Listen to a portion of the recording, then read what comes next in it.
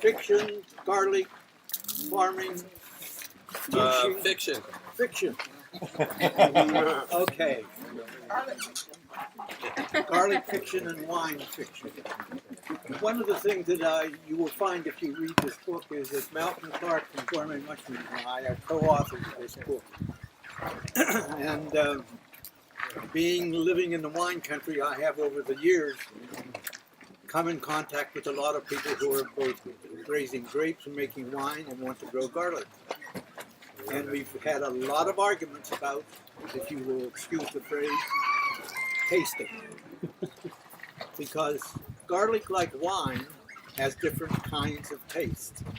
And different people, because we all have different body chemistries, what is tasty or hot or mild to one might be tasty or hot or cool or not mild, very hot to another.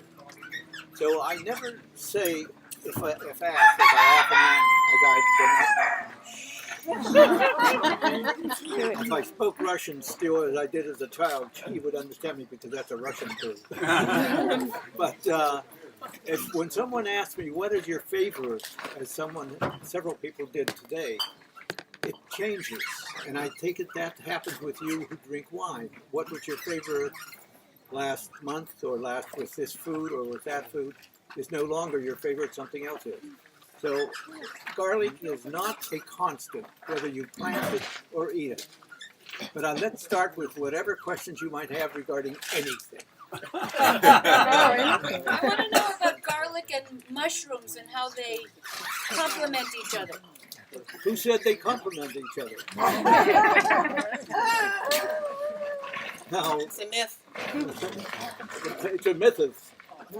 Now, garlic and mushrooms came about because Malcolm and I met a long time ago, and about 5 years ago we decided to write this book about mushrooms and garlic because we both love to cook and eat garlic and mushrooms. Because I have published so much through New York and small presses, I took over the kind of the handling of the introduction of the book to publishers. That was about 5 years ago. Now he likes garlic, and so Malcolm and I wrote this book and put it together, and it was turned down by about 30 publishers in New York. This is not a cookbook, they said. Well, over the 3 or 4 years, Malcolm and I rewrote and redesigned the entire book and sold it to a very independent little press in Texas that is unlike any other press in the country. It does not charge its writers a single penny for publishing a book.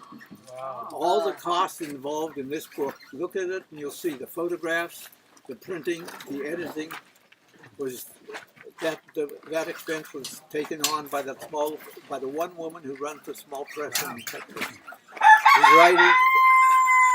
The writers did not have to pay a single penny for anything. And that is very highly unusual in contemporary publishing. What was the question? Garlic and mushrooms. Garlic and mushrooms. My father came from Russia, and my mother came from Poland, and I used to speak Russian and Polish in Pennsylvania. My father used to go out and pick wild mushrooms. And when I was about 8 or 10 years old, and I would have an earache, my father would go out in the garden, and he would take not a mushroom, but a garlic bulb that he was growing, and he would always get Russian garlic in Pittsburgh, and he would plant the Russian garlic. And there was a certain kind of garlic called red tukh, from Tukhliovry. And Tukhliovry is a village in Russia near the border of Georgia where he was born. So we started with that garlic that he grew up on, and if I had an earache, my father would take a clove of garlic, peel it, and put the clove in my ear and squeeze the oil into my ear. And the same thing would happen if I had hemorrhoids. And squeeze the clove in your ear? In my rear. Now, my mother used to crochet and win prizes crocheting, and she would design little sketches of different garlic bulbs and garlic cloves as they grew in the garden. That was my introduction to garlic, except that in combat in World War II, I would see Russian soldiers when they were wounded. We had penicillin, American soldiers. So we were okay, but Russian soldiers did not have penicillin. When the Russian soldiers would get wounded, I would see a Russian soldier reach into his pocket, take out a garlic clove, bite it in half, rub it on his wound. And they had as good a recovery rate as we did with penicillin. And it's mythical, it's fictional, it can't be scientifically proven, but they used their garlic just like we use our penicillin, and like my father used it. Well, sometimes. But any other questions on garlic? Yeah, can you talk about the variety of garlics and and where you can get them? Actually? Okay. Boy, now Where you're do going you to get test the my good memory. And my memory is not, this is one of the reasons I no longer lecture. This is the first lecture I've given in about, well, close to 90 years. But when the question comes up about names, I don't remember the name and I get embarrassed. But for instance, the different varieties. Garlic theoretically, according to many horticulturists, originated in the Siberian area. Now the weather in Siberia, as you know, gets way below zero, a lot of snow and ice, and the trade routes that went centuries ago that went from Siberia across the Canadian-American northern border. Those trade routes, white people would leave Siberia. This is one theory. Leave Siberia and eat their garlic and toss to the air unused cloves, old cloves that were not full, and so forth. And as those garlic varieties would grow in that soil, in that temperature, whether it was 1,000 miles from Siberia or 3,000 miles, would grow up differently, in a different way, because of the weather, because of the soil compounds, because of the way it was treated when it was growing. And so that began to change, the garlic began to change as it responded to the various weather and soil conditions. That's one theory about why there are different varieties. There are so many varieties. There's a hard-neck garlic, there's a soft-neck garlic. The hard-neck garlic sends a stalk up at the center of the bulb. That stalk goes up and curls, and then comes up and has a group of blossoms at the top. Yeah. Now that is sometimes sold on the market as spring garlic. But if you leave that stalk grow on the hardneck garlic, that stalk will curl and grow up and take energy out of the bulb if you don't clip it off before it begins to curl. So if you're growing hardneck garlic, because it's a different taste, it's a different size, it's a different skin color, and it's a different, depending upon what your own body chemistry is, it could become your favorite or your least favorite. But that stalk itself is very, very edible. I used to cut it off before I knew about it. I would break off that stalk because I knew that stalk was taking energy out of the bulb as it was growing. I would break it off before it would curl and throw it onto my compost pile. Then in Italy one day, I was watching a farmer and his wife out in the field breaking off these stalks on their hardneck garlic, taking them into the kitchen and making soup out of the stalks. So when I came back, I saved my hardnecks, the stalks, and I gave them to a woman who had a shop in Santa Rosa, and she sold them for $20 a pound. And so sometimes they're called spring garlic. But they're called scapes also. Garlic Yeah. scapes. Also called scapes. The scapes are those stalks Right. that curl at the top. I just want to add what she asked you about where to find varieties. Boy, It's hard to find varieties, and one of the things Slow Food really is very committed to is promoting biodiversity. But it's hard to find varieties unless you go to the farmer's market. Yeah, so there's Bernier Farm, which is in Yes. near the Dry Creek Valley up north, and they sell at the Hillsdale Farmers Market. And also And if at you- the, Sebastopol. Sebastopol, and also at the Yeah, and if you go Wells online, Fargo. look for Bernier Farm, you can see they have 10 different varieties. Right. And so one of the goals of slow food is also to improve vocabulary. So when you go to the farmer's market or when you go to your store, you don't want to see garlic salt. You want to know what garlic this is. You want to insist that these people start calling their strawberry by the name it has rather than say strawberry or garlic. The other thing is, now, when I first started this whole garlic thing about 35, 40 years ago, I was living in Occidental, living in Bodega on a sheep ranch. And we were growing garlic from Gilroy. Because the owner was Italian and he had friends and relatives who worked at the Gilroy Garlic Festival and the Gilroy Garlic Farms. And one day a guy came by in a truck and he spoke Russian with a heavy accent, and I spoke Russian at the time. And he had what looked like beets in his hand. And I said, "What is that?" And he looked at me and he said, "Chesnok." Well, in Russian, chesnok means garlic. And I said, "Chesnok? Garlic?" He said, "Yes." I said, "Where's it from?" And he said, "Tochliavri." I said, "That's where my father was born." Tochliavri. He gave me that garlic. I began growing it along with the Gilroy garlic, and that's how I got started growing different garlic. Different people, different farmers grow for different reasons, and they grow different products. And the garlic that you buy online, now I recommend people go online, search out the local farmers, local sites for sales. Prices vary depending upon how much you buy, where you buy it, who you buy it from online. But if you go to your farmer's market, you're doing the best you can do for yourself, because usually the people in the farmer's markets live in your area, in your weather climate, and what they grow well, you can take home and grow well yourself. So patronize your farmers markets, especially. But if you want to go to some sort of exotic area, just Google garlic purchase, garlic farm, different garlic, Google garlic varieties. You will come up with all kinds of sites. And that didn't happen 30, 40 years ago when we first started. I have a question. Yeah.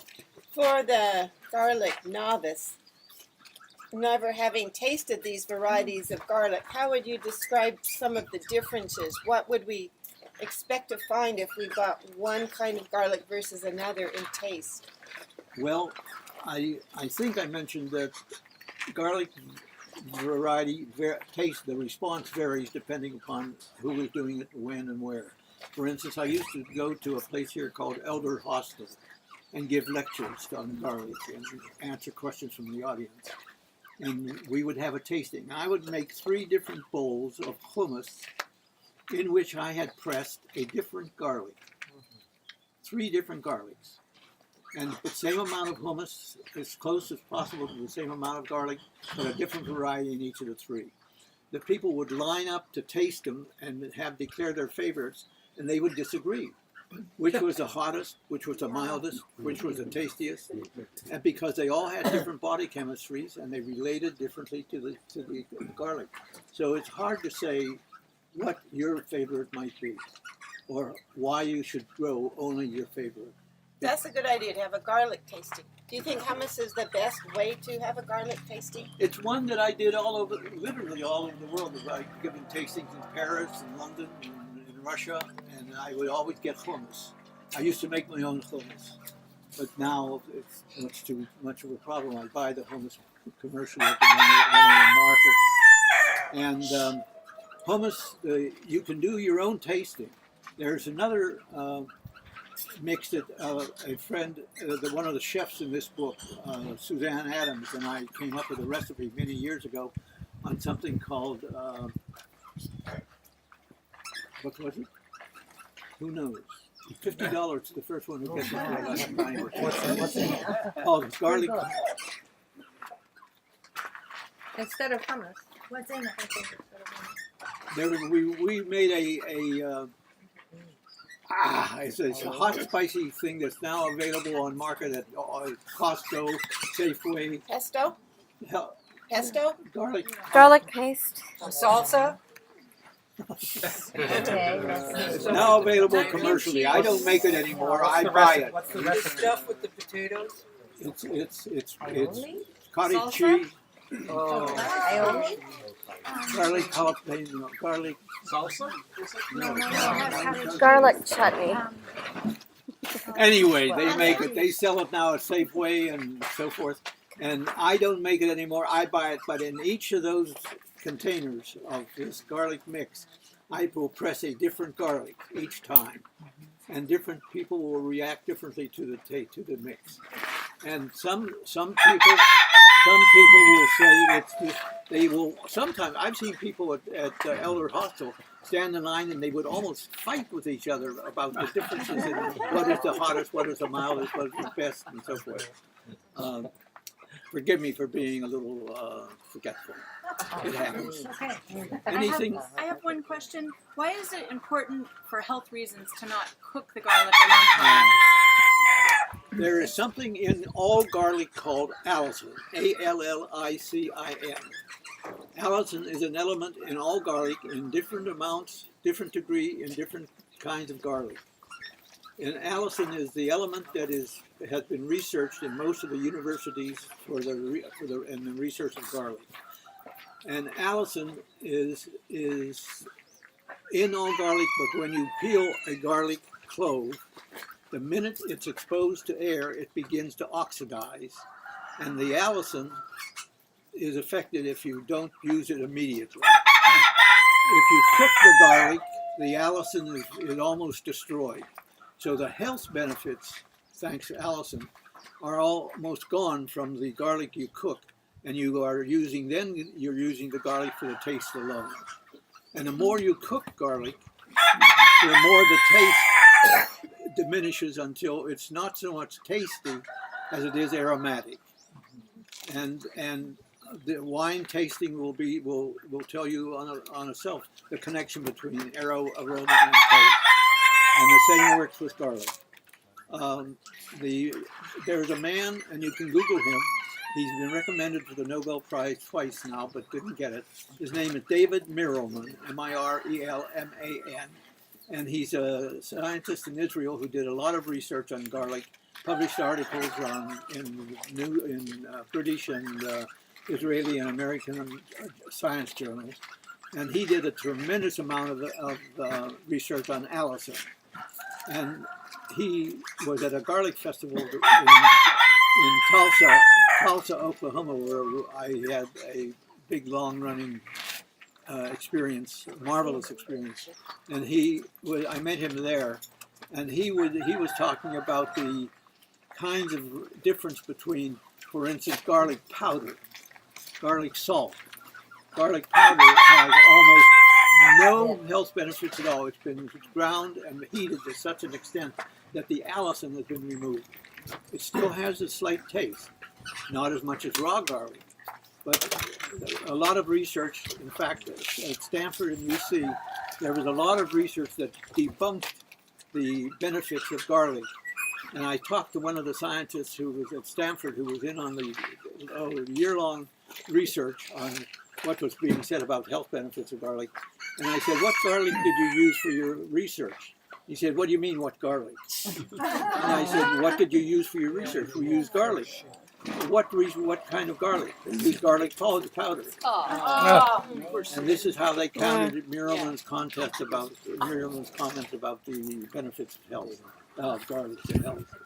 And nothing was ever said or done about it. But University of Cornell has done most of the research on the benefits of allicin and garlic.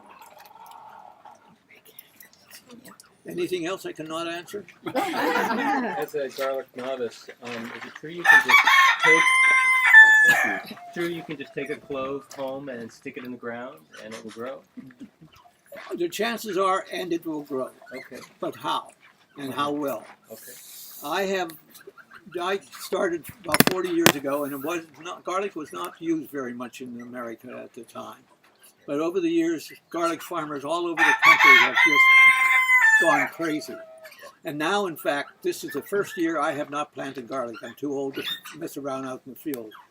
And I have farmers from all over the country to whom I've given garlic free, who now send me garlic.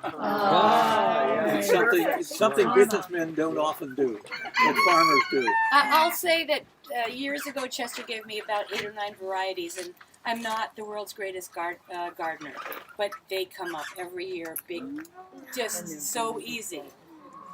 And it's easy. It's a easy winter thing to grow. Yes, You in don't even California. have to. Normally, this year's weird, but normally you don't have to water it at all. If you plant it October, Right. you harvest it June. There you are. Boom, boom. I used to grow right in the soil. Then I began building boxes, redwood boxes, wire on the bottom because I was losing a lot of garlic to gophers. And I built boxes 5 by 10, 5 feet wide, 10 feet long. I can get about 150 cloves in a box that big. They're 12 to 24 inches high because gophers can climb up 6 to 18 inches over the top. You can get 150 cloves. I would put 4 or 5 or 6 varieties, 30 or 40 cloves of each variety in each box. And I would use drip irrigation on all the boxes. Now I had about 45, 50 boxes like that. And so it was a full-time farming effort. Well, I began to have trouble with, along with gophers, wild turkeys. And wild turkeys would come in and they'd dig up the garlic and throw it. They wouldn't eat it, but they would throw it and they'd go after the worms in the soil.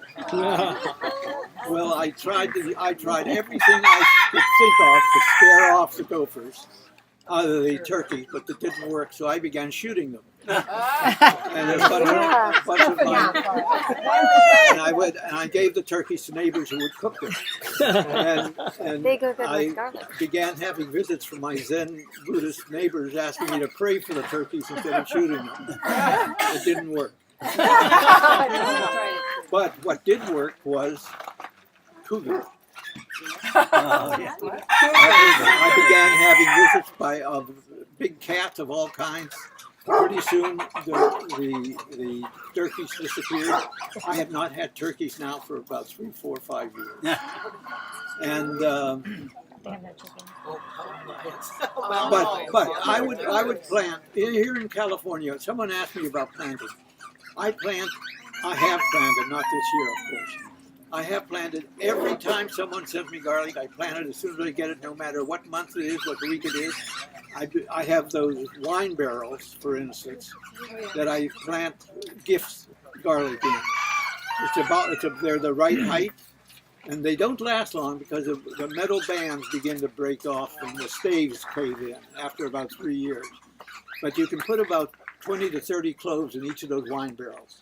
So if my boxes were full, and if someone sent me garlic from Florida in December when it was not growing anywhere else in the country, I would plant it immediately, no matter what the month was in California. And 7 to 8 months later, as you were saying, up it would come. And I would keep notes on where it came from, when it was planted. I kept maps of all my boxes, identifying what was in each box, how many cloves were planted, the date they were planted, so that when I went to harvest, I could dig up and know exactly what garlic variety I was digging up. And then I would take the entire plant and hang it from my roof, my rafters, in a setting where I have, and hang it for 6 weeks after I harvested the plants. In those 6 weeks, the garlic plants will dry out. They'll lose about 60% of their water. For the next 3 to 4 months is when the taste is at its peak. If you take it too soon, the water in the plant will affect the taste of the garlic, the density of the taste. And so I always remembered I would tag each of the varieties as they were hanging. And I have photographs in some of my books of all these hundreds of varieties hanging from the rafters. And most garlic farmers do this they don't necessarily hang it for 6 weeks, but they do dry it out after they harvest. So let's thank. I'm going to just say that Chester's got about 7 or 8 books left here that of the wonderful cookbook that he wrote with Malcolm Clark. They're $20. If there's more demand than there are for books, he's taking names and addresses, and he's happy to mail them to you and sign them. And so I'm collecting the money if anybody wants a book. And let's thank Jack. Thank you. Thank you. Thank you very much. You're a legend. You're the garlic man. Garlic man.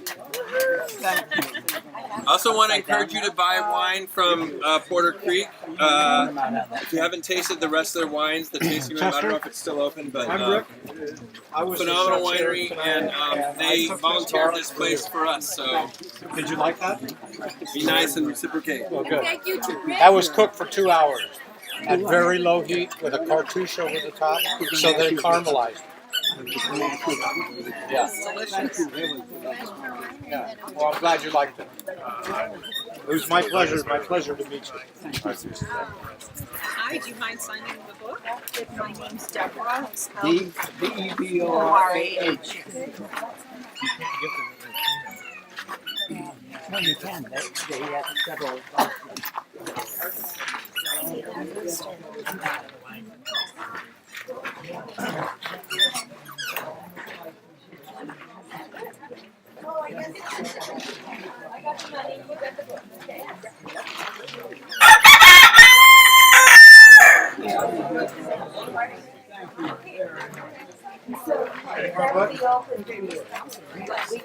Yeah, for us. I mean, we're close to the public now. But... The one more book? Can you taste them?